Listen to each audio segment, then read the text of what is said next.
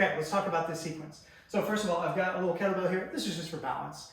Ideally, you do it without balance, but I did in that little demo there, I was like, okay, I could just kind of rescue myself if something didn't go perfect. A chair, a kettlebell, side of a couch, doesn't really matter. From there, what I'm trying to do is first and foremost, hunker down onto my feet. So you probably won't be programmed this unless you've got full knee bend already. So if you don't have full knee bend, let's talk. Something didn't quite go right in our communication, but the implication is you got good full knee bend and you got at least the basics of some resiliency on your toes.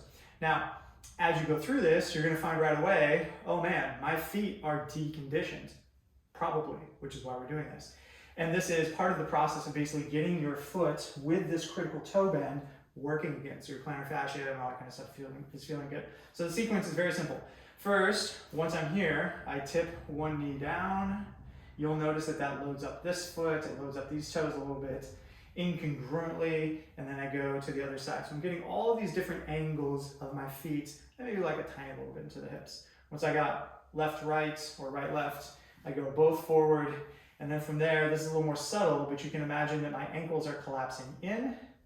So now I'm super biased on the big toe, and then my ankles are collapsing out, super biased into the ankle and the outside digits, and then I go back to neutral and repeat. And just me hanging out here for however, 1 minute or so, my feet are starting to burn like crazy. It's getting much more difficult to do this, but as I've done this more and more, my feet have improved.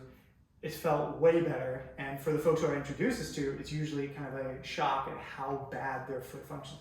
So this operates not as some sort of long-term strength building, foot nuance kind of thing, you know, where people are talking about their toe spacers and all that kind of stuff, but just honestly a little bit of movement and play, if you will, across the feet to build that stuff up and help you feel good there.